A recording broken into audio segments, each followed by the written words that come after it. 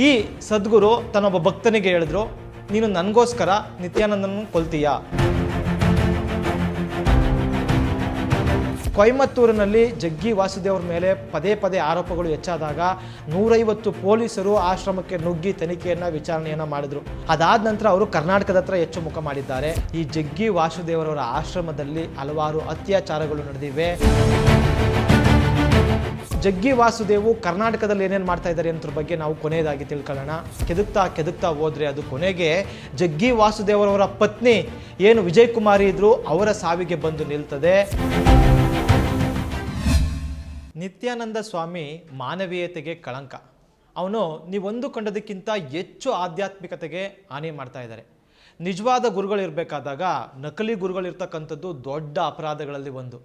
ಅವರನ್ನು ತೆಗೆದು ಹಾಕಬೇಕು. ಈ ಮಾತನ್ನು ಹೇಳಿದ್ದು ಯಾರಪ್ಪ ಅಂದರೆ, ಲಕ್ಷಾಂತರ ಭಕ್ತರಿಂದ ಸದ್ಗುರು ಅಂತಕ್ಕಂಥ ಕರೆಸ್ಕೊಳ್ತಕ್ಕಂಥ ಜಗ್ಗಿ ವಾಸುದೇವ್ ಈ ಮಾತನ್ನು ಹೇಳಿದ್ದಾರೆ ಅಂತೇಳಿ ಅಮೆರಿಕದ ಖ್ಯಾತ ತನಿಖಾ ಪತ್ರಕರ್ತೆ ಬಿ ಸ್ಕೋಫೀಲ್ಡ್ ರವರು ಆರೋಪಿಸಿದ್ದಾರೆ.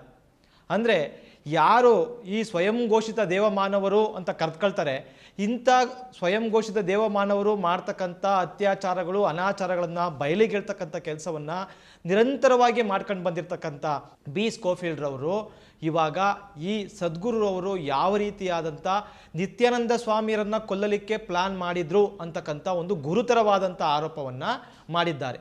ಮುಂದುವರೆದು ಅವರು ಈ ಸದ್ಗುರು ತನ್ನೊಬ್ಬ ಭಕ್ತನಿಗೆ ಹೇಳಿದ್ರು, ನೀನು ನನಗೋಸ್ಕರ ನಿತ್ಯಾನಂದನ ಕೊಲ್ತೀಯಾ ಅಂತ ಕೇಳ್ತಾರೆ. ಅದಕ್ಕೆ ಭಕ್ತ ಹೇಳ್ತಾನೆ, ಇಲ್ಲ ನನ್ನ ಕೈಲಾಗಲ್ಲ ಅಂತ. ಸರಿ, ನೀನು ಕೊಲ್ಲದೇ ಇದ್ರೂ ಪರವಾಗಿಲ್ಲ, ನೀನು ನನಗೆ ಸಹಾಯ ಮಾಡಬೇಕು, ಯಾರು ನಿತ್ಯಾನಂದನನ್ನು ಕೊಲ್ತಾರೆ ಅವ್ರನ್ನ ನೀನು ನನಗೆ ಹುಡಿಕೊಡು ಅಂತ ಹೇಳಿ ಆ ಭಕ್ತನನ್ನು ಸದ್ಗುರು ಅವರು ಕೇಳ್ತಾರೆ. ಆಗ ಭಕ್ತ ಏನು ಉತ್ತರ ಕೊಡ್ತಾನೆ ಅಂತಂದರೆ, ಅಲ್ಲ ಸರ್, ನೀವು ಹಲವಾರು ಸೆಮಿನಾರ್ಗಳಲ್ಲಿ ಹೇಳ್ತೀರಿ ನನಗೆ ಭಾಳ ದೈವಿಕ ಶಕ್ತಿ ಇದೆ, ಮಾಂತ್ರಿಕ ಶಕ್ತಿ ಇದೆ, ಜಗತ್ತಿನಲ್ಲಿ ಯಾರೇ ಇದ್ದರೂ ಕೂಡ ಅವ್ರನ್ನ ನಾನು ಕ್ಷಣಾರ್ಧದಲ್ಲಿ ಕೊಲ್ಬೋದು ಅಂತ ಹೇಳ್ತೀರಿ. ನೀವೇ ಆ ಕೆಲಸ ಮಾಡ್ಬೋದಲ್ವಾ, ನೀವೇ ನಿತ್ಯಾನಂದನ ಮುಗಿಸ್ಬೋದಲ್ವಾ ಅಂತೇಳಿ ಆ ಭಕ್ತ ಕೇಳಿದಾಗ ಈ ಸದ್ಗುರುವರು ಕೊಟ್ಟ ಉತ್ತರ ಏನಪ್ಪ ಅಂತಂದರೆ, ಇಲ್ಲ ಆ ಕರ್ಮ ನನಗೆ ಸುತ್ತಕೊಳ್ಬಾರ್ದು, ಹಾಗಾಗಿ ಆ ಕೆಲಸವನ್ನು ಬೇರೆಯವ್ರು ಮಾಡಬೇಕು ಅಂತ ಹೇಳ್ತಾರೆ ಜಗ್ಗಿ ವಾಸುದೇವ್. ಸರಿ, ಈ ನಿತ್ಯಾನಂದರವರನ್ನ ಕೊಲ್ಲಲಿಕ್ಕೆ ಅಮೇರಿಕಾದಿಂದ ಒಂದು ಗನ್ನನ್ನು ತರಬೇಕು, ಇಲ್ಲಿ 2 ಮಹಿಳೆಯರಿಗೆ ನಾನು ಆ ಕೆಲಸವನ್ನು ಕೊಟ್ಟಿದ್ದೀನಿ ಅಂತೇಳಿ ಹಲವಾರು ಪ್ಲಾನ್ಗಳನ್ನು ಜಗ್ಗಿ ವಾಸುದೇವ್ ಮಾಡ್ತಾರೆ. ಅದರಲ್ಲಿ ಒಂದು ಪ್ಲಾನು, ಜಗ್ಗಿ ವಾಸುದೇವರವರ ತಮ್ಮ ಸಹೋದರ ಅಮೇರಿಕಾದಿಂದ ಗನ್ ತರಬೇಕಾದ್ರೆ ಅಲ್ಲಿ ಏರ್ಪೋರ್ಟ್ನಲ್ಲಿ ಪೊಲೀಸರು ಬಂಧಿಸಲಿದ್ರು ಅಂತೇಳಿ ಬಿ ಸ್ಕೋಫೀಲ್ಡ್ ಅವರು ತಮ್ಮ ಲೇಖನದಲ್ಲಿ ಆರೋಪಿಸಿದ್ದಾರೆ. ಮತ್ತು ಈ ಗನ್ ತಂದು ನಿತ್ಯಾನಂದನನ್ನು ಕೊಲ್ಲಿಕ್ಕೆ ಇನ್ನೊಬ್ಬ ಭಕ್ತ ಸಂಗಮ್ ಪಾಂಡೆ ಅನ್ನೋರಿಗೆ ವಹಿಸ್ತಾರೆ ಸದ್ಗುರು ಅವರು. ಆದರೆ ಆ ಸಂಗಮ್ ಪಾಂಡೆ ಕೂಡ ಗನ್ನನ್ನು ತರಲಿಕ್ಕೆ ವಿಫಲ ಆಗ್ತಾರೆ. ಆಗ ಸದ್ಗುರುಗಳು ಆತನ ಮೇಲೆ ಸಿಟ್ಟಿಗೆದ್ದಿರ್ತಾರೆ. ಅಲ್ಲಿ 2 ಮಹಿಳೆಯರು ನಿನಗೋಸ್ಕರ ಹೋಟೆಲ್ನಲ್ಲಿ ಕಾಯ್ತಾ ಇದ್ರು, ಗನ್ ತಂದುಕೊಡ್ತೀಯ ಅಂತ, ಆದರೆ ನೀನು ತಂದಿಲ್ಲ, ನೀನೆಂಥ ಭಕ್ತ, ಈ ರೀತಿ ನೀನು ಮಹಿಳೆಯರನ್ನ ಕಾಯಿಸ್ಬೋದ, ಹೆಂಗೆ ನೀನು ಗುರುಗಳಿಗೆ ಈ ಥರ ನಡ್ಕೊಳ್ತೀಯ ಅಂತೇಳಿ ಹಿಗ್ಗಾಮಗ್ಗ ಬೈತಾರೆ. ಆದರೆ 3 ತಿಂಗಳ ನಂತರ ಈ ಸಂಗಮ್ ಪಾಂಡೆ ಅಂತಕ್ಕಂಥ ವ್ಯಕ್ತಿ ವಾಸುದೇವರವರು ನಡೆಸ್ತಕ್ಕಂಥ ಇಶಾ ಆಶ್ರಮ ಅಮೆರಿಕದ ಟೆನ್ನೆಸಿನಲ್ಲಿ ಅವರು ಮೃತಪಡ್ತಾರೆ. ನ್ಯೂಮೋನಿಯಾ ಕಾರಣಕ್ಕೆ ಮೃತಪಟ್ಟ ಅಂತೇಳಿ ವೈದ್ಯಕೀಯ ದಾಖಲೆಗಳು ಹೇಳ್ತವೆ, ಆದರೆ ಬೇರೆಯೇ ಕಾರಣ ಇತ್ತು ಅಂತೇಳಿ ಪತ್ರಕರ್ತೆ ಬಿ ಸ್ಕೋಫೀಲ್ಡ್ ಆರೋಪಿಸ್ತಾರೆ.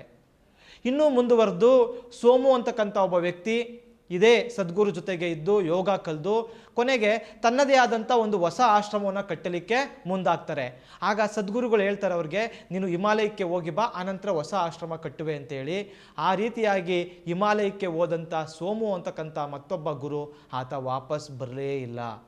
ಇದನ್ನು ಪ್ರಶ್ನೆ ಮಾಡಿದಂಥ ಆ ಸೋಮುವಿನ ಗರ್ಲ್ ಫ್ರೆಂಡ್ ಶ್ರೀದೇವಿ ಅಂತಕ್ಕಂಥವ್ರು ಕೂಡ ಇದೇ ಇಶಾ ಆಶ್ರಮದಲ್ಲಿ ಸಾವಿಗೀಡಾಗ್ತಾಳೆ. ಹಾವು ಕಚ್ಚಿ ಸತ್ರು ಅಂತ ವರದಿ ನೀಡಲಾಗ್ತದೆ, ಆದರೆ ಅದು ಅಷ್ಟು ನಿಜ ಅಲ್ಲ ಅಂತೇಳಿ ಉಳಿದವರು ಆರೋಪವನ್ನು ಮಾಡ್ತಾರೆ.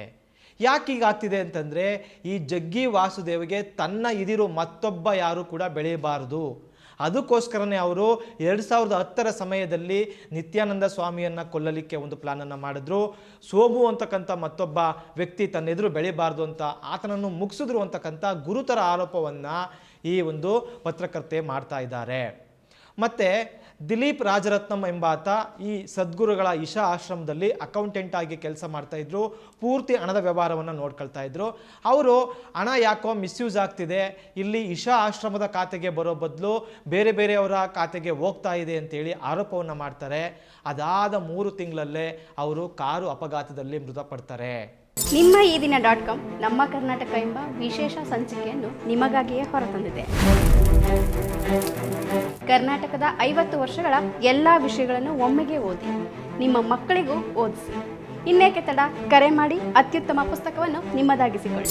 ಯಾಕೆ ಈ ರೀತಿ ಆಗ್ತಾ ಇದೆ, ಬಹಳಷ್ಟು ಜನರ ಯಾಕೆ ಇಶಾ ಆಶ್ರಮದಲ್ಲಿ ಒಂದು ಪ್ರಾಣವನ್ನು ಬಿಡ್ತಾ ಇದ್ದಾರೆ ಅಂತ ನಾವು ಇದನ್ನು ಕೆದಕ್ತಾ ಹೋದರೆ ಅದು ಕೊನೆಗೆ ಜಗ್ಗಿ ವಾಸುದೇವರವರ ಪತ್ನಿ ಏನು ವಿಜಯ್ ಕುಮಾರಿ ಇದ್ರು ಅವರ ಸಾವಿಗೆ ಬಂದು ನಿಲ್ತದೆ. ವಿಜಯ್ ಕುಮಾರಿ ಅವರ ತಂದೆ ಒಂದು ಪೊಲೀಸ್ ಕಂಪ್ಲೇಂಟ್ ಕೊಡ್ತಾರೆ. TS ಗಂಗಣ್ಣ ಅಂತಕ್ಕಂಥವ್ರು ಅವ್ರು ಏನಪ್ಪ ಆರೋಪಿಸ್ತಾರೆ ಅಂತಂದರೆ, ಇದೇ ಜಗ್ಗಿ ವಾಸುದೇವ್ ತನ್ನ ಮಗಳನ್ನು ಕೊಂದಿದ್ದಾನೆ ಅಂತೇಳಿ ಅವರು ಕಂಪ್ಲೇಂಟನ್ನು ಕೊಟ್ಟು ಆರೋಪವನ್ನು ಮಾಡ್ತಾರೆ. ಅದು ಜನವರಿ 23, 1997 ಇಸ್ವಿ ಕೊಯಮತ್ತೂರಿನ ಇಶಾ ಆಶ್ರಮದಲ್ಲಿ ಜಗ್ಗಿ ವಾಸುದೇವ್ ಮತ್ತು ಅವರ ಪತ್ನಿ ವಿಜಯ್ ಕುಮಾರಿ ಇಬ್ಬರೇ ಮನೆಯಲ್ಲಿರ್ತಾರೆ. ಸಂಜೆ ಹೊತ್ತು ಸಣ್ಣದಾಗಿ ಅಲ್ಲಿ ಗಲಾಟೆ ನಡೀತಾ ಇರ್ತದೆ. ರಾತ್ರಿ 11 ಗಂಟೆ ವೇಳೆಗೆ ವಿಜಯ್ ಕುಮಾರಿ ಅನುಮಾನಾಸ್ಪದ ರೀತಿಯಲ್ಲಿ ಮರಣ ಹೊಂದಿರ್ತಾರೆ. ಆಗ ಆಶ್ರಮದ ಹಲವಾರು ಜನ ಅಲ್ಲಿಗೆ ಓಡಿ ಬಂದು ಸೇರ್ಕೊಳ್ತಾರೆ. ಬಹಳ ಬಿಗುವಿನ ವಾತಾವರಣ ಇರ್ತದೆ. ಸದ್ಗುರುಗಳ ಹೆಂಡತಿ ಸತ್ತೋಗಿದ್ದಾರೆ, ಸದ್ಗುರುಗಳು ಏನೋ ಮಾಡಿರ್ಬೋದೇನೋ, ಸದ್ಗುರುಗಳು ಸಂಕಷ್ಟದಲ್ಲಿ ಸಿಗಾಕಬಿಟ್ಟಿದಾರಲ್ಲಪ್ಪ ಅಂತೇಳಿ ಭಾಳಷ್ಟು ಜನ ಆತಂಕಿತರಾಗಿರ್ತಾರೆ. ಪದ್ಮಾಸನ ಹಾಕಿದ ರೀತಿಯಲ್ಲಿ ವಿಜಯ್ ಕುಮಾರಿ ಅವರ ಶವ ಅಲ್ಲಿ ಮಲಗಿಸಾಗಿರ್ತದೆ. ಕತ್ಲಾಗಿರ್ತದೆ. ರಾತ್ರಿ 11 ಗಂಟೆ ದೀಪ ಹಚ್ಚಿ ಲೈಟ್ ಹಾಕಿ ಅಂತ ಭಾಳಷ್ಟು ಜನ ಹೇಳ್ತಾ ಇರ್ತಾರೆ. ಆದರೆ ಜಗ್ಗಿ ವಾಸುದೇವ್ ಮಾತ್ರ ಅದಕ್ಕೆ ಒಪ್ಪೋದಿಲ್ಲ. ಅವ್ರೇನಪ್ಪ ಹೇಳ್ತಾರೆ ಅಂದರೆ, ವಿಜಯ್ ಕುಮಾರಿ ಧ್ಯಾನ ಮಾಡ್ತಾ ಇರಬೇಕಾದ್ರೆ ತನ್ನಿಚ್ಛೆಯಂತೆ ಮಹಾಸಮಾಧಿ ಎಂಬಂತಹ ಜ್ಞಾನೋದಯದ ಅತ್ಯುನ್ನತ ಸ್ಥಿತಿಯನ್ನು ಸಾಧಿಸುವ ಮೂಲಕ ಅವರು ಉದ್ದೇಶಪೂರ್ವಕವಾಗಿ ಪ್ರಾಣ ಬಿಟ್ಟಿದ್ದಾರೆ ಅಂತ ಜಗ್ಗಿ ವಾಸುದೇವ್ ಹೇಳ್ತಾರೆ. ವಿಜಯ್ ಕುಮಾರಿ ಅವರ ಹೊಟ್ಟೆಯ ಮೇಲೆ ಪಕ್ಕೆಲುಬೆಗಳು ಸಂಧಿಸುವ ಜಾಗದಲ್ಲಿ ಒಂದು ದೊಡ್ಡ ಗಾಯ ಇರ್ತದೆ. ಅದೇನು ಅಂತ ಕೇಳಿದಾಗ, ಇಲ್ಲ ಅದು ವಿಜಯ್ ಕುಮಾರಿ ಅವರ ಆತ್ಮ ಅವರ ದೇಹದಿಂದ ಹೊರಬಂದ ಸ್ಥಳ ಅದು ಅಂತ ಅವರು ವಿವರಿಸ್ತಾರೆ. ಅಲ್ಲಿದ್ದಂಥ ಬಹಳ ಜನಗಳಿಗೆ ಗೊಂದಲ ಆಗ್ತಾ ಇರ್ತದೆ. ಆಗ ಒಬ್ಬರು ಹೇಳ್ತಾರೆ, ಇಲ್ಲ ಹಾರ್ಟ್ ಅಟ್ಯಾಕಿಂದ ವಿಜಯ್ ಕುಮಾರಿ ಸತ್ತಿದ್ದಾರೆ ಅಂತೇಳಿ. ಬಹಳ ಜನಕ್ಕೆ ಗೊಂದಲ, ಏನಾಗ್ತಾ ಇದೆ ಅಂತಲೇ ಗೊತ್ತಾಗಲ್ಲ. ಅಷ್ಟರಲ್ಲಿ ಒಬ್ಬರು ವಿಜಯ್ ಕುಮಾರಿ ಅವರ ತಂದೆ TS ಗಂಗಣ್ಣನವರಿಗೆ ಫೋನ್ ಮಾಡಿ ತಮ್ಮ ಮಗಳು ಸಾವನ್ನಪ್ಪಿರ್ತಕ್ಕಂಥ ವಿಷಯವನ್ನು ಮುಟ್ಟಿಸ್ತಾರೆ. ಆಗ ಅವ್ರ ತಂದೆ, ನಾನು ಬೆಂಗಳೂರಿಂದ ಈಗಲೇ ಕೊಯಮತ್ತೂರಿಗೆ ಬರ್ತಾ ಇದ್ದೀನಿ, ದಯವಿಟ್ಟು ನಾನು ಬರೋವರೆಗೂ ಕೂಡ ಯಾವ ಕಾರಣಕ್ಕೂ ನೀವು ಅಂತ್ಯಕ್ರಿಯೆಯನ್ನು ಮಾಡಬೇಡಿ ಅಂತ ಮನವಿ ಮಾಡಿಕೊಂಡು ಅವರು ಕಾರಲ್ಲಿ ಹೊರಡ್ತಾರೆ. ಅವರು ಈ ಕೊಯಮತ್ತೂರನ್ನು ಬಂದು ತಲುಪಲಿಕ್ಕೆ ಬೆಳಿಗ್ಗೆ 8:30 ಆಗ್ತದೆ. ಅಂದರೆ ಜನವರಿ 24, 1997 ಬೆಳಿಗ್ಗೆ 8:30ಕ್ಕೆ ಅವರು ಕೊಯಮತ್ತೂರು ಬಂದು ತಲುಪ್ತಾರೆ. ಅಷ್ಟರಲ್ಲಿ ಬೆಳಿಗ್ಗೆ 6:30ಕ್ಕೇ ವಿಜಯ್ ಕುಮಾರಿ ಅವರ ಮೃತದೇಹವನ್ನು ಜಗ್ಗಿ ವಾಸುದೇವ್ ಸುಡುವ ಮೂಲಕ ಅಂತ್ಯಕ್ರಿಯೆ ಮುಗಿಸ್ಬಿಟ್ಟಿರ್ತಾರೆ. ಅಲ್ಲಿಗೆ ವಿಜಯ ಕುಮಾರಿ ಅವರ ಸಾವು ಕೊಲೆ ಎನ್ನುವುದಕ್ಕೆ ಹಲವಾರು ವಾದಗಳನ್ನು ಭಾಳಷ್ಟು ಜನ ಮುಂದಿಡ್ತಾರೆ. ಅದರಲ್ಲಿ ಅವ್ರು ಹೇಳ್ತಾ ಇರ್ತಕ್ಕಂಥ ಮೊದಲನೇ ವಾದ ಏನಪ್ಪ ಅಂದರೆ, ವಿಜಯ್ ಕುಮಾರಿ ಅವರ ದೇಹವನ್ನು ಹೂಳುವ ಬದಲು ಸುಟ್ಟಿದ್ದು ಏಕೆ? ಅವರ ತಂದೆ TS ಗಂಗಣ್ಣ ಕೂಡ ಆರೋಪ ಮಾಡಿರ್ತಕ್ಕಂಥದ್ದು, ನಮ್ಮ ಸಂಪ್ರದಾಯದಲ್ಲಿ ಯಾರಾದರೂ ಸತ್ತರೆ ಅವರನ್ನು ನಾವು ಹೂಳ್ತೀವಿ ಹೊರತು ಸುಡೋದಿಲ್ಲ, ಆದರೆ ಯಾಕೆ ಇವರು ಇಲ್ಲಿ ಸುಟ್ಟಿದ್ದಾರೆ? ಎರಡನೇದು, ನಾನು ಬರುವವರೆಗೂ ಯಾವ ಕಾರಣಕ್ಕೂ ಅಂತ್ಯಕ್ರಿಯೆ ಮಾಡಬೇಡಿ ಅಂತ ನಾನು ಪರಿಪರಿಯಾಗಿ ಬೇಡ್ಕೊಂಡಿದ್ದೆ, ಆದರೆ ನಾನು ಬರೋಕ್ಕಿಂತ ಮುಂಚೆನೇ ಆತುರವಾಗಿ ದೇಹವನ್ನು ಸುಟ್ಟು ಹಾಕಿದ್ದು ಏಕೆ ಅಂತೇಳಿ ಅವ್ರ ತಂದೆ ಪ್ರಶ್ನೆ ಮಾಡ್ತಾರೆ. ಮೂರನೇ ವಿಚಾರ, ವಿಜಯ್ ಕುಮಾರಿ ಅವರಿಗೆ 7 ವರ್ಷದ ಮಗಳಿರ್ತಾಳೆ. ಅಷ್ಟರಲ್ಲಿ ಆ ಮಗಳನ್ನು ವಿಜಯ್ ಕುಮಾರಿ ಬಹಳ ಹೆಚ್ಚಾಗಿ ಪ್ರೀತಿಸ್ತಾ ಇರ್ತಾಳೆ. ಅಂಥ ಒಂದು 7 ವರ್ಷದ ಪುಟ್ಟ ಬಾಲಕಿಯನ್ನು ಅನಾಥೆ ಮಾಡಿ ವಿಜಯ್ ಕುಮಾರಿ ತನಗೆ ತಾನೇ ಇಚ್ಛಾಮರಣವನ್ನು ಹೊಂದಿಸಲು ಸಾಧ್ಯವೇ? ಆ ರೀತಿ ಅವ್ರು ಯೋಚನೆ ಮಾಡಿದ್ರು ಅಂತ ನಂಬಲು ಸಾಧ್ಯವೇ ಅಂತಕ್ಕಂಥ ವಾದವನ್ನು ಮುಂದಿಡಲಾಗಿದೆ. ನಾಲ್ಕನೆಯದು, ವಿಜಯ್ ಕುಮಾರಿ ಈ ರೀತಿಯಾದಂಥ ತಾನು ಮಹಾಸಮಾಧಿ ಧ್ಯಾನ ಮಾಡ್ತಾ ಇದ್ದೀನಿ ಅಂತ ಉಳಿದವ್ರ ಜೊತೆ ಯಾಕೆ ಹೇಳಿರಲಿಲ್ಲ? ಬದಲಾಗಿ ಅವರು ಅವರ ಒಂದು ಆಪ್ತ ಸಹಾಯಕಿಗೆ ನಾಳೆ ಬೆಳಿಗ್ಗೆ ನಾವು ಶಾಪಿಂಗ್ ಹೋಗೋಣ ಅಂತ ಹೇಳಿದ್ರು, ಇದಕ್ಕಿದ್ದಂಗೆ ಧ್ಯಾನ ಮಾಡಿ ಯಾವ ರೀತಿ ಅವರು ಸತ್ತೋಗ್ಬಿಡ್ಲಿಕ್ಕೆ ಸಾಧ್ಯ ಅಂತಕ್ಕಂಥ ಪ್ರಶ್ನೆಯನ್ನು ಮುಂದಿಡಲಾಗಿದೆ. ಐದನೇದು, ಜಗ್ಗಿ ವಾಸುದೇವ್ ಪ್ರಕಾರ ವಿಜಯ್ ಕುಮಾರಿ ಒಬ್ಬ ಅತಿ ದೊಡ್ಡ ಸಾಧನೆ ಮಾಡಿದಂಥ ಯೋಗಪಟು ಆಗಿರಲಿಲ್ಲ. ಅಂದರೆ ಅವರು ಸಾಮಾನ್ಯವಾದಂಥ ಒಂದು ಯೋಗಪಟು ಅಷ್ಟೇ ಆಗಿದ್ಲು. ಆ ಸಾಮಾನ್ಯ ಯೋಗಪಟು ತನ್ನಿಚ್ಛೆಯಂತೆ ತನ್ನ ದೇಹವನ್ನು ಬಿಟ್ಟು ಆತ್ಮ ಹೊರಗೆ ಹೋಗ್ತಕ್ಕಂಥ ಮಹಾಸಮಾಧಿ ಸ್ಥಿತಿಯನ್ನು ತಲುಪ್ತಕ್ಕಂಥ ಒಂದು ಯೋಗ ಅವಳಿಗೆ ಸಿದ್ಧಿಸಿರಲಿಲ್ಲ ಅಂತ ಹೇಳಬೇಕಾದ್ರೆ, ಅಂಥ ಒಂದು ಸಾಮಾನ್ಯ ಗೃಹಿಣಿಯಾಗಿದ್ದಂಥ ಬ್ಯಾಂಕ್ನಲ್ಲಿ ಕೆಲಸ ಮಾಡದಂಥ ವಿಜಯ್ ಕುಮಾರಿ ಯಾವ ರೀತಿ ಆ ರೀತಿ ಒಂದು ಸ್ವಯಂ ಪ್ರೇರಿತವಾಗಿ ಸಾವನ್ನಪ್ಪಲು ಸಾಧ್ಯ? ಅಂದರೆ ದೊಡ್ಡ ದೊಡ್ಡ ಸಾಧನೆ ಮಾಡಿದಂಥ ಯೋಗಿಗಳಿಗೆ ಸಾಧ್ಯವಿಲ್ಲದೆ ಇರತಕ್ಕಂಥ ಈ ರೀತಿಯ ಮಹಾಸಮಾಧಿ ಇವಳಿಗೆ ಹೇಗೆ ಮಾಡಲಿಕ್ಕೆ ಸಾಧ್ಯ ಆಯಿತು ಅಂತೇಳಿ ಬಹಳಷ್ಟು ಜನ ಒಂದು ಪ್ರಶ್ನೆಯನ್ನು ಮಾಡಿದ್ದಾರೆ. ಆರನೇದು, ಸ್ವತಃ ವಿಜಯ್ ಕುಮಾರಿ ಅವರ ತಂದೆ ಜಗ್ಗಿ ವಾಸುದೇವ್ ತನ್ನ ಮಗಳನ್ನು ಕೊಲೆ ಮಾಡಿದ್ದಾರೆ ಅಂತ ಪೊಲೀಸ್ ಸ್ಟೇಷನ್ಗೆ ಹೋಗಿ ಕಂಪ್ಲೇಂಟ್ ಕೊಟ್ಟರು. ಯಾಕೆ ಕೊಲೆ ಮಾಡಿದ್ದಾರೆ ಅಂತಂದರೆ ಜಗ್ಗಿ ವಾಸುದೇವು ಬೇರೆ ಮಹಿಳೆಯರೊಂದಿಗೆ ಅಕ್ರಮ ಸಂಬಂಧ ಹೊಂದಿದ್ರು, ಅದನ್ನು ನನ್ನ ಮಗಳು ವಿರೋಧ ಮಾಡಿದ್ಲು, ಅದಕ್ಕೋಸ್ಕರ ಆಕೆಯನ್ನು ಕೊಲ್ಲಲಾಗಿದೆ ಅಂತ ಅವರು ಹೇಳ್ತಾರೆ. ಮತ್ತು ಮುಂದುವರೆದು ಹೇಳ್ತಾರೆ, ಹಲವು ವರ್ಷಗಳ ಮುಂಚೆ ಇದೇ ರೀತಿಯಾಗಿ ತನ್ನ ಮಗಳು ಜಗ್ಗಿ ವಾಸುದೇವ್ ಜೊತೆ ಜಗಳ ಮಾಡ್ತಿದ್ದಾಗ ಅವಳಿಗೆ ನಿದ್ರೆ ಮಾತ್ರೆಯನ್ನು ಹಾಕಿ ರಾತ್ರೋರಾತ್ರಿ ಪ್ರಜ್ಞೆ ತಪ್ಪಿದ್ದಾಗ ಅವಳನ್ನ ತಂದು ಬೆಂಗಳೂರಿನ ನಮ್ಮ ಮನೆಗೆ ಬಿಟ್ಟು ಹೋಗಿದ್ರು. ಈ ರೀತಿಯಾಗಿ ಜಗ್ಗಿ ವಾಸುದೇವ್ಗೂ ತನ್ನ ಮಗಳಿಗೂ ಸರಿ ಇರಲಿಲ್ಲ, ಆ ಕಾರಣಕ್ಕೋಸ್ಕರ ಕೊಲೆ ಮಾಡಿರ್ಬೋದು ಅಂತೇಳಿ ಅವರು ಕೊಯಮತ್ತೂರಿನಲ್ಲಿ ಪೊಲೀಸ್ ಕಂಪ್ಲೇಂಟನ್ನು ಕೊಟ್ಟಿರ್ತಾರೆ. ಆದರೆ ಪೊಲೀಸರು ಸಾಕ್ಷ್ಯಾಧಾರಗಳ ಕೊರತೆಯಿಂದ ಆ ಪ್ರಕರಣವನ್ನು ಒಂದು ಕ್ಲೋಸ್ ಮಾಡಿದ್ದಾರೆ. ಕೋರ್ಟ್ ಕೂಡ ಅರ್ಜಿಯನ್ನು ವಜಾ ಮಾಡಿದೆ. ಆದರೆ ಈ ಮೇಲಿನ 6 ಪ್ರಶ್ನೆಗಳು 6 ವಾದಗಳೇನಿದೆಯಲ್ಲ, ಇದಕ್ಕೆ ಇವತ್ತಿನವರೆಗೂ ಕೂಡ ಉತ್ತರ ಸಿಕ್ಕಿಲ್ಲ. ಸಾಮಾನ್ಯವಾಗಿ ಹೆಂಡತಿಯರು ತನ್ನ ಗಂಡನ ಮೇಲೆ ಹೆಚ್ಚು ಕೋಪಗೊಳ್ತಕ್ಕಂಥದ್ದು ಬೇರೆ ಯಾವ ವಿಚಾರಕ್ಕಿಂತ ಹೆಚ್ಚಾಗಿ ಈ ರೀತಿಯಾದಂಥ ಬೇರೆ ಮಹಿಳೆಯರ ಜೊತೆಗೆ ಅವರು ಯಾವ ರೀತಿ ನಡ್ಕೊಳ್ತಾರೆ ಅಂತಕ್ಕಂಥ ಒಂದು ಸೂಕ್ಷ್ಮ ಸಂಬಂಧಗಳ ವಿಚಾರಕ್ಕೆ ಆಗಿರ್ತದೆ. ಆ ರೀತಿಯ ಒಂದು ಜಗಳ ಜಗ್ಗಿ ವಾಸುದೇವ್ ಮತ್ತು ಆತನ ಪತ್ನಿ ವಿಜಯ್ ಕುಮಾರಿ ಅವ್ರ ನಡುವೆ ಕೂಡ ನಡೀತಿತ್ತು ಅಂತ ಭಾಳಷ್ಟು ಜನ ಹೇಳ್ತಾರೆ. ಆದರೆ ಈ ಪ್ರಕರಣದ ಸತ್ಯಾಂಶ ಜಗ್ಗಿ ವಾಸುದೇವ್ ಮಾತ್ರ ಗೊತ್ತಿದೆ, ಉಳಿದವ್ರಿಗೆ ಗೊತ್ತಿಲ್ಲ. ಅಷ್ಟಕ್ಕೂ ಈ ಜಗ್ಗಿ ವಾಸುದೇವ್ ಯಾರು, ಈತ ಬೆಳೆದು ಬಂದದ್ದು ಹೇಗೆ ಅಂತಕ್ಕಂಥದ್ದನ್ನ ನಾವು ನೋಡಿದ್ರೆ ಈ ರೀತಿಯ ಹಲವಾರು ಪ್ರಕರಣಗಳು ಆರಾಮಾಗಿ ಸುಲಭವಾಗಿ ಮುಚ್ಚು ಹಾಕಲಿಕ್ಕೆ ಹೇಗೆ ಸಾಧ್ಯ ಆಯಿತು ಅಂತಕ್ಕಂಥ ಉತ್ತರ ನಮಗೆ ಸಿಗ್ತದೆ. ಈ ಜಗ್ಗಿ ವಾಸುದೇವ್ ಅವರ ಹೆಸರು ಜಗದೀಶ್ ವಿ ಅಂತ. ತನ್ನನ್ನು ತಾನು ಕರ್ತ್ಕೊಂಡಿತ್ತು ಜಗ್ಗಿ ವಾಸುದೇವ್ ಅಂತ. ಭಕ್ತರು ಈತನನ್ನು ಕರಿತಕ್ಕಂಥದ್ದು ಸದ್ಗುರು ಅಂತ.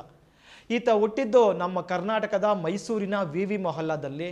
ತಂದೆ ರೈಲ್ವೆ ಆಸ್ಪತ್ರೆಯಲ್ಲಿ ಕಣ್ಣಿನ ತಜ್ಞರಾಗಿದ್ದರು, ತಾಯಿ ಮನೆಯಲ್ಲಿರ್ತಿದ್ರು. ಇಂತಹ ಕುಟುಂಬದಲ್ಲಿ ಹುಟ್ಟಂಥ ಈ ಜಗ್ಗಿ ವಾಸುದೇವು ಮೈಸೂರು ವಿಶ್ವವಿದ್ಯಾಲಯದಲ್ಲಿ ಕಲಿತಾರೆ. ಆದರೆ ಅವರ ಪೂರ್ತಿ ಆಸಕ್ತಿ ಇದ್ದಿತ್ತು ಬಿಸ್ನೆಸ್ ಮಾಡಬೇಕು, ಹಣ ಮಾಡಬೇಕು ಅಂತೇಳಿ. ಹಾಗಾಗಿ ಅವರು ಮೊದಲ ಬಾರಿಗೆ ಇದೇ ಮೈಸೂರಿನಲ್ಲಿ ಕೋಳಿ ಫಾರಮನ್ನು ತೆರೀತಾರೆ. ಆದರೆ ಅದರಲ್ಲಿ ನಿಗದಿತ ಲಾಭ ಬರದೇ ಇದ್ದಾಗ ತನ್ನ ಫ್ರೆಂಡ್ ಒಬ್ಬ ಇಂಜಿನಿಯರ್ ಜೊತೆ ಸೇರ್ಕೊಂಡು ಬಿಲ್ಡ್ ಐಡ್ಸ್ ಅಂತಕ್ಕಂಥ ಒಂದು ಇಟ್ಕೆ ತಯಾರು ಮಾಡ್ತಕ್ಕಂಥ ಫ್ಯಾಕ್ಟ್ರಿನ ತೆಗಿರ್ತಾರೆ. ಆದರೆ ಅಲ್ಲೂ ಕೂಡ ಹೆಚ್ಚು ದಿನ ಅವರು ಉಳಿಯೋದಿಲ್ಲ. ಆಗ ಅವರು ಹೊರಳ್ಕೊಂಡಿದ್ದು ಎಲ್ಗಪ್ಪ ಅಂದರೆ ಈ ಯೋಗ ಧ್ಯಾನ ಅಂತಕ್ಕಂಥ ದೊಡ್ಡ ಪ್ರಮಾಣದಲ್ಲಿ ಹಣ ಗಳಿಸ್ತಕ್ಕಂಥ ಉದ್ಯಮದತ್ತ ಹೋಗ್ತಾರೆ. ಅದಕ್ಕೆ ಸಹಾಯ ಮಾಡಿದ್ದು ಸ್ವತಃ ಆತನ ಪತ್ನಿ ವಿಜಯ್ ಕುಮಾರಿ. 1984ರಲ್ಲಿ ಈ ವಿಜಯ್ ಕುಮಾರಿ ಅವರನ್ನು ಜಗ್ಗಿ ವಾಸುದೇವ್ ಮದುವೆ ಆಗ್ತಾರೆ. ಅಷ್ಟರಲ್ಲಿ ಈ ವಿಜಯ್ ಕುಮಾರಿ ಅಂತಕ್ಕಂಥವ್ರು ಗುರೂಜಿ ರಿಷಿ ಪ್ರಭಾಕರ್ ಅಂತಕ್ಕಂಥವ್ರು ನಡೆಸ್ತಾ ಇರ್ತಕ್ಕಂಥ ಮೈಸೂರಿನ ಯೋಗ ಕೇಂದ್ರದಲ್ಲಿ ಸ್ವಯಂ ಸೇವಕರಾಗಿ ಮತ್ತು ತರಬೇತುದಾರರಾಗಿ ಕೆಲಸ ಮಾಡ್ತಾ ಇರ್ತಾರೆ. ಆ ಕಾರಣದಿಂದ ಈ ಜಗ್ಗಿ ವಾಸುದೇವ್ ಕೂಡ ಆ ಆಶ್ರಮಕ್ಕೆ, ಗುರೂಜಿಯವರ ಆಶ್ರಮಕ್ಕೆ ಹೋಗ್ತಾರೆ. ಹೋದಾಗ ಅವ್ರಿಗೆ ಆ ಒಂದು ರಿಷಿ ಪ್ರಭಾಕರ್ ಅವರ ಪರಿಚಯ ಆಗ್ತದೆ. ಅವರ ಅಡಿನಲ್ಲಿ ಇವರು ಯೋಗವನ್ನು ಕಲಿತಾರೆ. ಹಾಗಂತ ಹೇಳಿರ್ತಕ್ಕಂಥದ್ದು ಯಾರಪ್ಪ ಅಂದರೆ ಒಬ್ಬ ಆಂಧ್ರ ಪ್ರದೇಶದ ಶಿಕ್ಷಕ ಈ ಥರ ಹೇಳ್ತಾನೆ, ಜಗ್ಗಿ ಮತ್ತು ನಾನು ಮೈಸೂರಿನ ಬಳಿಯ ಗೊಮ್ಮಟಗಿರಿಯಲ್ಲಿ ರಿಷಿ ಪ್ರಭಾಕರ್ ಅವರಿಂದ ಸಿದ್ಧ ಸಮಾಧಿ ಯೋಗವನ್ನು ಒಟ್ಟಿಗೆ ಕಲಿತೆವು. ಈ ಸಿದ್ಧ ಸಮಾಧಿ ಯೋಗವನ್ನು ವಾಸುದೇವು ಭಾಳ ಚೆನ್ನಾಗಿ ಕಲ್ತರು ಅಂತೇಳಿ ನ್ಯೂಸ್ಲ್ಯಾಂಡ್ರಿ ಮಾಧ್ಯಮದ ಜೊತೆಗೆ ಆಂಧ್ರ ಪ್ರದೇಶದ ಶಿಕ್ಷಕೊಬ್ಬರು ಹಂಚ್ಕೊಳ್ತಾರೆ. ಅವ್ರು ಹೇಳ್ತಕ್ಕಂಥ ಮತ್ತೊಂದು ವಿಷಯ ಏನಪ್ಪ ಅಂದರೆ ಸಿದ್ಧ ಸಮಾಧಿ ಯೋಗದಲ್ಲಿ ತರಬೇತಿ ಪಡೆಯುವವರೆಗೂ ಜಗ್ಗಿ ವಾಸುದೇವ್ಗೆ ಈ ಯೋಗದ ಬಗ್ಗೆ ಏನೂ ಗೊತ್ತಿರಲಿಲ್ಲ ಅಂತ ಹೇಳ್ತಾರೆ. ಇದು ಬಹಳ ಮುಖ್ಯವಾದ ಪಾಯಿಂಟ್. ಯಾಕಪ್ಪ ಅಂತಂದರೆ ಈ ಜಗ್ಗಿ ವಾಸುದೇವ್ ಏನು ಹೇಳ್ಕೊಂಡಿದ್ದಾರೆ, ತಾನು ಮೈಸೂರಲ್ಲಿ ಇರ್ತಿದ್ದೆ, ತಾನು ಚಾಮುಂಡಿ ಬೆಟ್ಟಕ್ಕೆ ಆವಾಗವಾಗ ಹೋಗ್ತಾ ಇದ್ದೆ.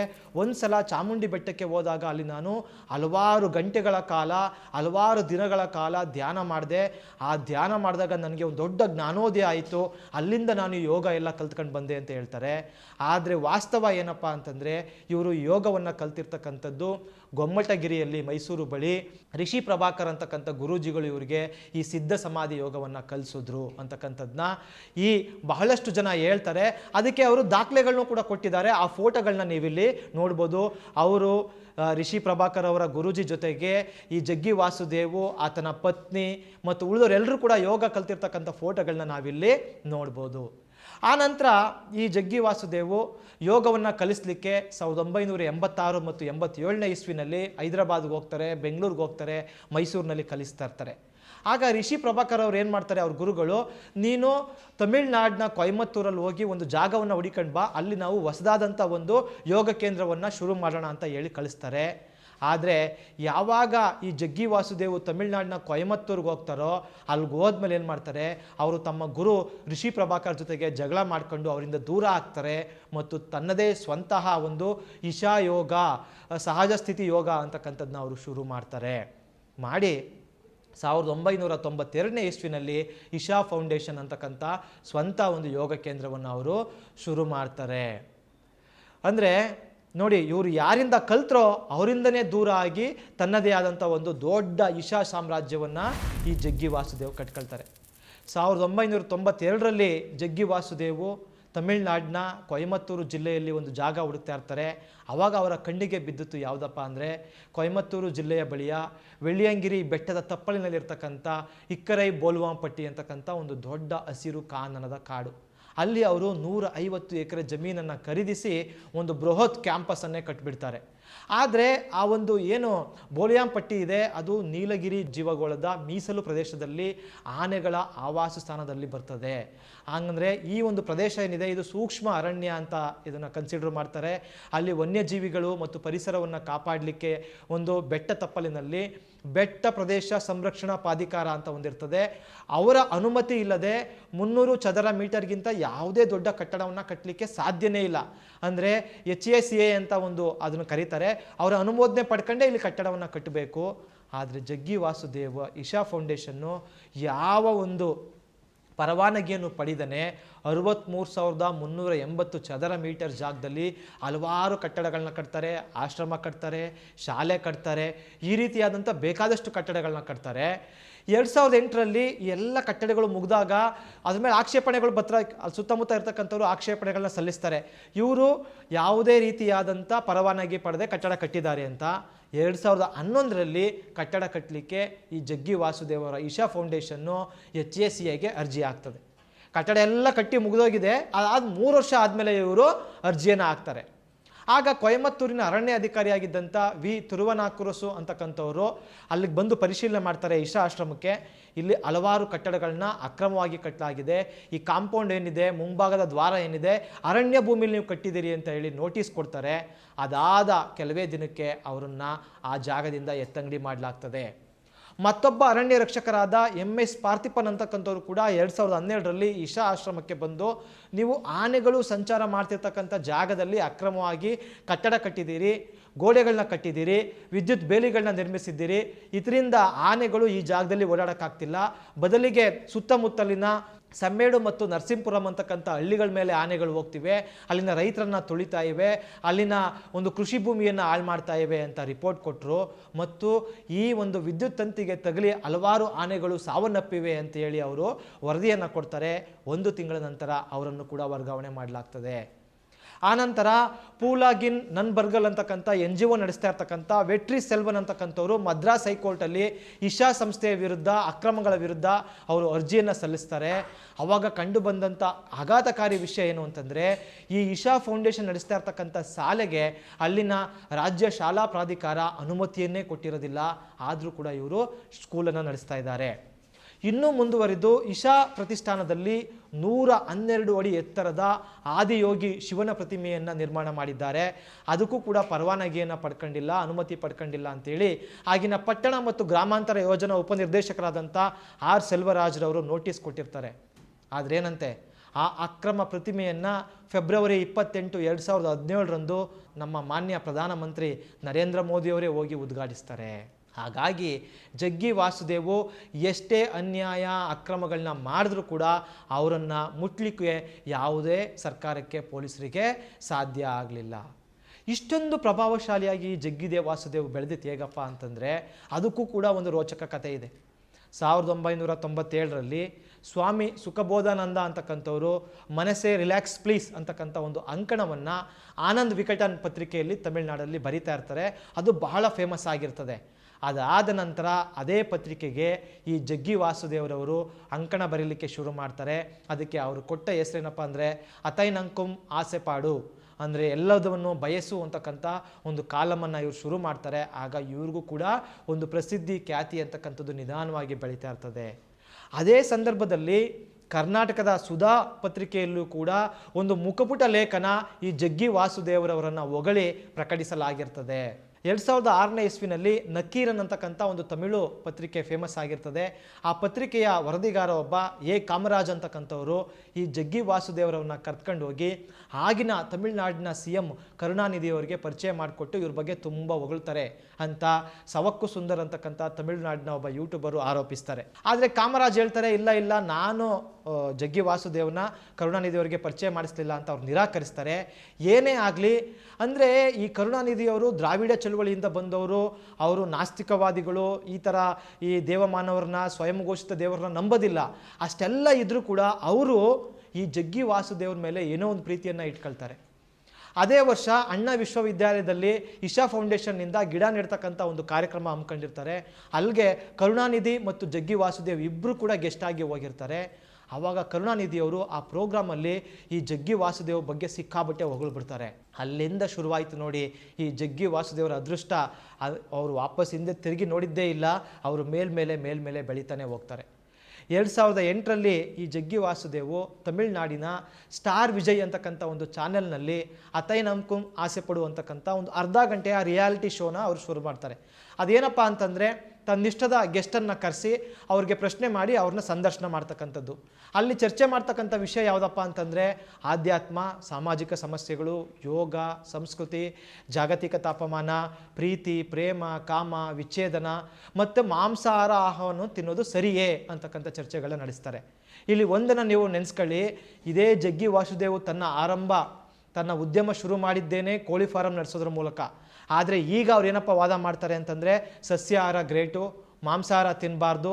ಒಂದು ವೇಳೆ ನಿಮಗೆ ಸಸ್ಯಾಹಾರ ಸಿಗಲೇ ಇಲ್ಲ ಅಂತಂದರೆ ಆಗ ನೀವು ಈ ಸೀ ಫುಡ್ಡನ್ನು ತಿನ್ನಿ, ಅಂದರೆ ಮೀನು ಅವುಗಳನ್ನ ತಿನ್ನಿ ಅಂತ ಅವರು ವಾದ ಮಾಡ್ತಾರೆ. ಈ ರೀತಿಯಾಗಿ ಈ ಜಗ್ಗಿ ವಾಸುದೇವ್ ನಡೆಸ್ತಕ್ಕಂಥ ತನ್ನ ಶೋಗೆ ದೊಡ್ಡ ಸೆಲೆಬ್ರಿಟಿಗಳು ಬರ್ತಾರೆ. ನಟ ವಿವೇಕು, ಆರ್ ಪಾರ್ಥಿಬನ್ನು, ಕ್ರೇಜಿ ಮೋಹನ್ನು, ಗಾಯಕಿ ಸುಧಾ ರಂಗನಾಥನ್ನು, ಅಷ್ಟೇ ಅಲ್ಲ ಪೊಲಿಟಿಕಲ್ ಲೀಡರ್ಗಳು ವಿಡುದಲೈ, ಚಿರುದಲೈ, ಕಚ್ಚಿ ಅಂತಕ್ಕಂಥ ನಾಯಕ ತೋಲ್ ತಿರುಮಾವಲನವರು, ಮತ್ತು ಜೂಯಿ ಚಾವ್ಲಾ, ಅನುಪಮ್ ಖೇರು, ಕಿರಣ್ ಬೇಡಿ, ಕಿರಣ್ ಮುಜುಂದಾರು, ಬರ್ಕಾದತ್ತು, ಅರ್ನಬ್ ಗೋಸ್ವಾಮಿ, ರಣವೀರ್ ಸಿಂಗು, ಕಂಗಾನಾ ರನೌತ್, ಕ್ರಿಕೆಟಿಗ ವೀರೇಂದ್ರ ಸೆಹ್ವಾಗ್ ಅಂತಕ್ಕಂಥ ಬಾಲಿವುಡ್ ತಾರೆಗಳು ಎಲ್ಲರೂ ಕೂಡ ಇವರ ಜಗ್ಗಿ ವಾಸುದೇವರವರ ಶೋನಲ್ಲಿ ಭಾಗವಹಿಸ್ತಾರೆ. ಇಲ್ಲಿ ಒಂದು ಗಮನಿಸಬೇಕಾದ್ದೇನಪ್ಪ ಅಂದರೆ ಅತಿ ಹೆಚ್ಚಿನ ಬಲಪಂಥೀಯರೇ ಈ ಜಗ್ಗಿ ವಾಸುದೇವರ ಬೆಂಬಲಿಗರಾಗಿರ್ತಾರೆ. ಹಾಗಾಗಿ ಅವರೇ ಅತಿ ಹೆಚ್ಚು ಭಾಗವಹಿಸ್ತಾರೆ. ಈ ಜಗ್ಗಿ ವಾಸುದೇವ್ ಅಷ್ಟಕ್ಕೆ ನಿಲ್ಲೋದಿಲ್ಲ, ಅವರು ಯೂತ್ಸ್ ನಡುವೆ ಹೋಗಬೇಕು ಅಂತ ತೀರ್ಮಾನ ಮಾಡ್ತಾರೆ. ಅದಕ್ಕೆ ಅವರು ಯೂತ್ ಮತ್ತು ಟ್ರೂತ್ ಅಂತಕ್ಕಂಥ ಒಂದು ಕಾರ್ಯಕ್ರಮವನ್ನು ಅವರು ಶುರು ಮಾಡ್ತಾರೆ. ಜಗ್ಗಿ ವಾಸುದೇವ್ಗೆ ಕಠಿಣ ಪ್ರಶ್ನೆಗಳು ಎದುರಾಗ್ತಕ್ಕಂಥದ್ದು ಇಲ್ಲೇನೆ. ಇಷ್ಟು ದಿನ ಜಗ್ಗಿ ಏನು ಹೇಳ್ತಾನೆ ಅದೆಲ್ಲ ಜನ ನಂಬ್ಕೊಳ್ತಾ ಇದ್ರು. ಆದರೆ ವಿದ್ಯಾರ್ಥಿಗಳು ಮಾತ್ರ ಜಗ್ಗಿಯನ್ನು ವಾಪಸ್ ಪ್ರಶ್ನೆ ಕೇಳ್ತಾರೆ. 2018ರಲ್ಲಿ ಹೈದರಾಬಾದ್ನ ನಲ್ಸಾರ್ ವಿವಿನಲ್ಲಿ ನಡೆದ ಕಾರ್ಯಕ್ರಮದಲ್ಲಿ ವಿದ್ಯಾರ್ಥಿಯೊಬ್ಬ ಜಗ್ಗಿ ವಾಸುದೇವ್ ಪ್ರಶ್ನೆ ಕೇಳ್ತಾರೆ. ಆನೆ ಕಾರಿಡಾರಲ್ಲಿ ನಿಮ್ಮ ಆಶ್ರಮ ಯೋಗವನ್ನು ಯಾಕೆ ಕಟ್ಟೋದ್ರಿ, ಪರ್ಮಿಷನ್ ಇಲ್ದೇ ಯಾಕೆ ಕಟ್ಟೋದ್ರಿ ಅಂತ ಪ್ರಶ್ನೆ ಕೇಳಿದಾಗ ಜಗ್ಗಿ ವಾಸುದೇವು ಕಕ್ಕಾಬಿಕ್ಕಿ ಆಗ್ತಾರೆ. ಅಷ್ಟು ಮಾತ್ರ ಅಲ್ಲ, 2019ರಲ್ಲಿ ಲಂಡನ್ ಸ್ಕೂಲ್ ಆಫ್ ಎಕನಾಮಿಕ್ಸ್ನಲ್ಲಿ ಇದೇ ಯೂತ್ ಆ್ಯಂಡ್ ಟ್ರೂತ್ ಕಾರ್ಯಕ್ರಮ ಜಗ್ಗಿ ವಾಸುದೇವ್ ಮಾಡ್ತಾ ಇರ್ತಾರೆ. ಆಗ ಒಬ್ಬ ವಿದ್ಯಾರ್ಥಿ ಏನೇನೋ ಪ್ರಶ್ನೆ ಕೇಳಿದಾಗ ಆ ವಿದ್ಯಾರ್ಥಿಯನ್ನು ಈ ಜಗ್ಗಿ ವಾಸುದೇವ್ ಏನು ಮಾಡ್ತಾರೆ ಗೊತ್ತಾ, ತಾಲಿಬಾನಿ ಅಂತ ಕರೆದ್ಬಿಡ್ತಾರೆ. ಆಗ ದೊಡ್ಡ ವಿವಾದ ಶುರುವಾಗ್ತದೆ. ಈ ಜಗ್ಗಿ ವಾಸುದೇವು ಇಸ್ಲಾಮೋಫೋಬಿಯಾ ಆಡ್ತಾ ಇದ್ದಾರೆ ಅಂತ ಟೀಕೆಯನ್ನು ಮಾಡ್ತದೆ. ಆಗ ಈ ಜಗ್ಗಿ ಕೊಟ್ಟ ಉತ್ತರ ಏನು ಗೊತ್ತಾ, ನಾನು ಸುಮ್ಮನೆ ಜೋಕ್ ಮಾಡ್ತಾ ಇದ್ದೆ. ಅರೇಬಿಕ್ ಭಾಷೆಯಲ್ಲಿ ತಾಲಿಬಾನ್ ಅಂದರೆ ಉತ್ಕಟ ವಿದ್ಯಾರ್ಥಿ, ಅಂದರೆ ಬಹಳ ಆಸಕ್ತ ವಿದ್ಯಾರ್ಥಿ, ಆ ಅರ್ಥದಲ್ಲಿ ನಾನು ಮಾತಾಡಿದೆ ಅಂತ ಈ ಜಗ್ಗಿ ಸಬೂಬು ಹೇಳಿ ತಪ್ಪಿಸ್ಕೊಳ್ತಾರೆ. ಆನಂತರ ಶುರು ಮಾಡಿತ್ತೇನಪ್ಪ ಅಂತಂದರೆ ಕಾವೇರಿ ಕಾಲಿಂಗ್. ನಿಮಗೆಲ್ಲ ನೆನಪಿರ್ಬೋದು, ಕರ್ನಾಟಕದಿಂದ ಶುರು ಮಾಡ್ತಾರೆ ಕಾವೇರಿ ಕೂಗು ಅಂತ. ಏನಪ್ಪ ಇದು ಅಂದರೆ ನಮ್ಮ ಕಾವೇರಿಯ ಉಗಮ ಸ್ಥಳವಾದಂಥ ಕೊಡಗಿನ ತಲಕಾವೇರಿಯಿಂದ ಶುರು ಮಾಡಿ ತಮಿಳುನಾಡಿನ ತಿರುವಾರೂರಿನವರೆಗೂ 639 ಕಿಲೋಮೀಟರ್ ಕಾವೇರಿ ಜಲಾನಯನ ನದಿ ತೀರದಲ್ಲಿ 253 ಕೋಟಿ ಸಸಿಗಳನ್ನ ನೆಡ್ತೀವಿ ನಾವು. ಆ ಮೂಲಕ ನಾವು ನದಿಗಳನ್ನ ಉಳಿಸ್ತೀವಿ. ರ್ಯಾಲಿ ಫಾರ್ ರಿವರ್ ಅಂತ ಬಣ್ಣದ ಮಾತುಗಳನ್ನು ಜಗ್ಗಿ ವಾಸುದೇವ್ ಹೇಳ್ತಾರೆ. 123 ದೇಶಗಳು ಈ ಅಭಿಯಾನಕ್ಕೆ ಪ್ರಾಯೋಜಕತ್ವ ನೀಡ್ತಾ ಇವೆ.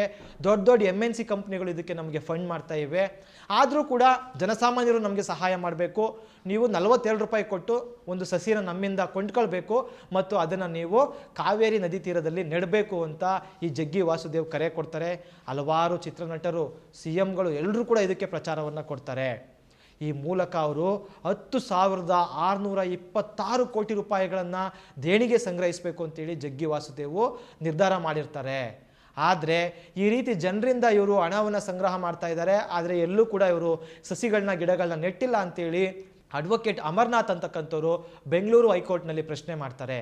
ಹೈಕೋರ್ಟು ಒಂದು ವಿಚಾರಣೆಯನ್ನು ನಡೆಸಿ ಹೇಳ್ತದೆ, ಆಧ್ಯಾತ್ಮಿಕ ಸಂಘಟನೆಯಾದ ಕಾರಣಕ್ಕೆ ಯಾರೂ ಕಾನೂನಿಗಿಂತ ಮಿಗಿಲಲ್ಲ, ಹಾಗಾಗಿ ಜಗ್ಗಿ ವಾಸುದೇವ್ ಹಣ ಸಂಗ್ರಹ ಮಾಡೋದನ್ನ ನಿಲ್ಲಿಸಬೇಕು ಅಂತಕ್ಕಂಥ ಒಂದು ಚೀಮಾರಿಯನ್ನು ಹಾಕ್ತಾರೆ. ಆ ನಂತರ ಈ ಕಾವೇರಿ ಕಾಲಿಂಗ್ ಯೋಜನೆ ನಿಂತು ಹೋಯಿತು. ಈಗಲೂ ನೀವು ಹುಡುಕಿದ್ರೆ ಒಂದೇ ಒಂದು ಸಸಿ ನೆಟ್ಟ ಯಾವುದೇ ಸಾಕ್ಷಿ ನಿಮಗೆ ಸಿಗೋದಿಲ್ಲ. ಮತ್ತು ಬಹಳಷ್ಟು ಜನ ಇಶಾ ಫೌಂಡೇಶನಿಂದ ಸಸಿಗಳನ್ನ ಕೊಂಡ್ಕೊಂಡಿದ್ದಾರೆ, ಪುಸ್ತಕ ಕೊಂಡ್ಕೊಂಡಿದ್ದಾರೆ, ದುಡ್ಡು ಕೊಟ್ಟು ಖರೀದಿಸಿದ್ದಾರೆ. ಆದರೆ ಅವ್ರು ಯಾರಿಗೂ ಕೂಡ ಬಿಲ್ ಕೊಟ್ಟಿಲ್ಲ, ರಸೀದಿ ಕೊಟ್ಟಿಲ್ಲ. ಬದಲಿಗೆ ನೀವು ದೇಣಿಗೆ ಕೊಟ್ಟಿದ್ದೀರಿ, ಅದಕ್ಕೆ ತೆಗೆದುಕೊಳ್ಳಿ ಅಂತೇಳಿ ದೇಣಿಗೆ ಕೊಟ್ಟಂಥ ಒಂದು ರಸೀದಿಯನ್ನು ಕೊಟ್ಟಿದ್ದಾರೆ. ಆ ಮೂಲಕ ಇಶಾ ಫೌಂಡೇಶನ್ನು ಸೆಕ್ಷನ್ 80G ಅಡಿಯಲ್ಲಿ ವಿನಾಯಿತಿಯನ್ನು ಪಡೆದು ಕೋಟ್ಯಾಂತರ ರೂಪಾಯಿ ತೆರಿಗೆಯನ್ನು ಪಾವತಿ ಮಾಡೋದನ್ನು ತಪ್ಪಿಸಿಕೊಂಡಿದೆ. ಓಕೆ, ದುಡ್ಡೇನೋ ಹಾಳಾಗೋಯ್ತು ಅಂತ ನಾವು ಹೇಳ್ಬೋದು. ಆದರೆ ಈ ತಮಿಳುನಾಡಿನ ಇಶಾ ಒಂದು ಆಶ್ರಮದಿಂದ ಬಹಳಷ್ಟು ಜನ ಕಾಣೆಯಾಗಿದ್ದಾರೆ, ಕಿಡ್ನಪ್ ಆಗಿದ್ದಾರೆ ಅಂತೇಳಿ ಒಂದು ಹಲವಾರು ಪ್ರಕರಣಗಳು ಇವತ್ತಿಗೂ ಕೂಡ ಪೊಲೀಸ್ ಸ್ಟೇಷನ್ನಲ್ಲಿವೆ. ತಮಿಳುನಾಡಿನ ಕೊಯಮತ್ತೂರು ಜಿಲ್ಲೆಯ ಪೊಲೀಸ್ ವರಿಷ್ಠಾಧಿಕಾರಿ ಕೆ ಕಾರ್ತಿಕೇಯನ್ ಅವರು ಸಲ್ಲಿಸಿದ ವರದಿ ಪ್ರಕಾರ ಇಶಾ ಫೌಂಡೇಶನ್ನಿಂದ 15 ವರ್ಷಗಳಲ್ಲಿ ಒಟ್ಟು 6 ಜನ ನಾಪತ್ತೆಯಾಗಿದ್ದಾರೆ, ಇದ್ದಕ್ಕಿದ್ದಂತೆ ಕಣ್ಮರೆಯಾಗಿದ್ದಾರೆ. ಅದಕ್ಕೋಸ್ಕರ ಠಾಣೆಯಲ್ಲಿ ಒಂದು FIRಗಳು ದಾಖಲಾಗಿವೆ. 5 ಜನ ಅವರು ಏನು ಈ ಒಂದು ಬೆಟ್ಟ ಗುಡ್ಡಗಳಲ್ಲಿ ಒಂದು ಶವವಾಗಿ ಪತ್ತೆಯಾಗಿದ್ದಾರೆ.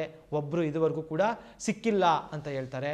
ಒಬ್ಬ ಮಹಿಳೆ ಬೆಳಗ್ಗೆ 6 ಗಂಟೆಗೆ ಇಶಾ ಫೌಂಡೇಶನ್ನಿಂದ ಓಡ್ತಾ ಇರ್ತಕ್ಕಂಥ ದೃಶ್ಯ, ಅವರು ಒಂದು ಬಿಳಿ ಬಣ್ಣದ ಬಟ್ಟೆಯನ್ನು ಹಾಕಿರ್ತಕ್ಕಂಥದ್ದು CCTV ಕ್ಯಾಮ್ರಾಗಳಲ್ಲಿ ದಾಖಲಾಗಿದೆ. ಆ ಮಹಿಳೆ ಓಡ್ತಾ ಇರ್ತಾರೆ. ಒಬ್ಬ ಆಟೋದವ್ರನ್ನ ಕೇಳ್ತಾರೆ, ನನ್ನ ಗಂಡನಿಗೆ ಫೋನ್ ಮಾಡಬೇಕು, ದಯವಿಟ್ಟು ನಿಮ್ಮ ಫೋನ್ ಕೊಡಿ ಅಂತ. ಆ ಆಟೋದವನು ಫೋನ್ ಕೊಡ್ತಾನೆ, ಆದರೆ ಫೋನ್ ರಿಸೀವ್ ಮಾಡಲ್ಲ ಇವ್ರ ಗಂಡ.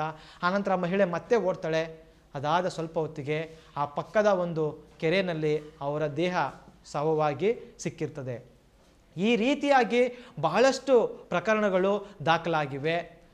ಎಲ್ಲದಕ್ಕಿಂತ ಹೆಚ್ಚಾಗಿ ಈ ಇಶಾ ಫೌಂಡೇಶನ್ನಲ್ಲಿ ಆ ಆಶ್ರಮದಲ್ಲಿ ಒಂದು ಸ್ಮಶಾನವನ್ನೇ ನಿರ್ಮಾಣ ಮಾಡ್ತಾ ಇದ್ದಾರೆ ಅಂತೇಳಿ ಹೈಕೋರ್ಟ್ಗೆ ಅರ್ಜಿಯನ್ನು ಅಲ್ಲಿನ ನೆರೆಹೊರೆಯವರು ಸಲ್ಲಿಸಿದ್ದಾರೆ. ಈ ರೀತಿಯಾಗಿ ಅಕ್ರಮ ನಾಪತ್ತೆ ಪ್ರಕರಣಗಳು ನೂರಾರಿವೆ, ಆದರೆ ಯಾವುದಕ್ಕೂ ಕೂಡ ಇದುವರೆಗೆ ನ್ಯಾಯ ಸಿಕ್ಕಿಲ್ಲ. ಈ ಜಗ್ಗಿ ವಾಸುದೇವರವರು ಇನ್ನೊಂದು ಅಭಿಯಾನವನ್ನು ಶುರು ಮಾಡಿದ್ರು. ಅದೇನಪ್ಪ ಅಂದರೆ ಸೇವ್ ಸಾಯಿಲ್, ಮಣ್ಣು ಉಳಿಸಿ ಅಭಿಯಾನ ಅಂತೇಳಿ. ಇದಕ್ಕೆ ಲಂಡನ್ನಿಂದ ಬೆಂಗಳೂರುವರೆಗೆ ಅವರು ರ್ಯಾಲಿ ಮಾಡಿದ್ರು, ಬೈಕ್ ರ್ಯಾಲಿ. ಆನಂತರ BBC ಪತ್ರಕರ್ತ ಒಂದು ಪ್ರಶ್ನೆ ಕೇಳಿದ್ರು ಜಗ್ಗಿ ವಾಸುದೇವರನ್ನ ಸಂದರ್ಶನ ಮಾಡುವಾಗ, ನೀವು ಮಣ್ಣು ಉಳಿಸ್ಬೇಕು ಅಂತೀರಿ, ನದಿ ಉಳಿಸ್ಬೇಕು ಅಂತೀರಿ, ಆದರೆ ನಿಮ್ಮದೇ ಇಶಾ ಫೌಂಡೇಶನ್ನಲ್ಲಿ ಅಕ್ರಮ ಕಟ್ಟಡ ಕಟ್ಟಿದ್ದೀರಿ, ಅನುಮತಿ ಪಡೆದಿಲ್ಲ, ಆನೆ ಕಾರಿಡಾರ್ನಲ್ಲಿ ಕಟ್ಟಡ ಕಟ್ಟಿದ್ದೀರಿ, ಈ ರೀತಿ ನೀವೇ ಪರಿಸರಕ್ಕೆ ನಾಶ ಮಾಡ್ತಾ ಇದ್ದೀರಲ್ಲ ಅಂತ ಪ್ರಶ್ನೆ ಕೇಳ್ತಾರೆ. ಜಗ್ಗಿ ವಾಸುದೇವ್ ಸಿಟ್ಟಿಗೆದ್ದು ಆ ಸಂದರ್ಶನದಿಂದ ಎದ್ದು ಮೈಕ್ ಆಫ್ ಮಾಡಿ ಹೋಗ್ಬಿಡ್ತಾರೆ. ಒಂದು ಕಡೆ ಜಗ್ಗಿ ವಾಸುದೇವ್ ಹೇಳ್ತಾರೆ, ತಾಳ್ಮೆಯಿಂದ ಇರಿ, ಶಾಂತಿಯಿಂದ ಇರಿ, ಯೋಗ ಮಾಡಿ, ಧ್ಯಾನ ಮಾಡಿ, ಆಧ್ಯಾತ್ಮ ಪಡೆಯಿರಿ, ನೀವು ಪ್ರಶಾಂತತೆಯಿಂದ ಇರಿ ಅಂತ ಹೇಳ್ತಾರೆ. ಆದರೆ ಇವ್ರನ್ನ ಯಾರಾದರೂ ಪ್ರಶ್ನೆ ಮಾಡಿದ್ರೆ ಸಿಟ್ಟಿಗೆ ಹೇಳ್ತಾರೆ. ಈ BBC ಪತ್ರಕರ್ತನಿಗೆ ಬೈತಾರೆ, ಅಲ್ಲಿ ಒಬ್ಬ ವಿದ್ಯಾರ್ಥಿನಿಗೆ ತಾಲಿಬಾನಿ ಅಂತಾರೆ. ಹೇಳೋದಕ್ಕೂ ಮಾಡೋದಕ್ಕೂ ಒಂದಕ್ಕೂ ಕೂಡ ಮ್ಯಾಚೇ ಆಗೋದಿಲ್ಲ. ಅಷ್ಟು ಮಾತ್ರ ಅಲ್ಲ, ಈ ಜಗ್ಗಿ ವಾಸುದೇವರವರ ಆಶ್ರಮದಲ್ಲಿ ಹಲವಾರು ಅತ್ಯಾಚಾರಗಳು ನಡೆದಿವೆ, ಲೈಂಗಿಕ ಶೋಷಣೆಗಳು ನಡೆದಿವೆ ಅಂತೇಳಿ ಯೂಟ್ಯೂಬರ್ ಶ್ಯಾಮ್ ಮೀರಾ ಸಿಂಗ್ ಅಂತಕ್ಕಂಥವರು ಇತ್ತೀಚೆಗೆ ಒಂದು ವಿಡಿಯೋವನ್ನು ಮಾಡಿ ಆರೋಪವನ್ನು ಮಾಡಿದ್ದಾರೆ. ಅವರು 4 ಆರೋಪ ಮಾಡಿದ್ದಾರೆ. ಮೊದಲನೇದು, ಇಶಾ ಶಾಲೆಯ PT ಮಾಸ್ಟರು 8 ವರ್ಷದ ಬಾಲಕಿ ಮೇಲೆ ಪದೇ ಅತ್ಯಾಚಾರ ಮಾಡಿದ್ದಾರೆ. ಆ ಬಾಲಕಿ ಇದರಿಂದ ತುಂಬ ಟ್ರಾಮಾಗೆ ಒಳಗಾಗಿದ್ದಾಳೆ.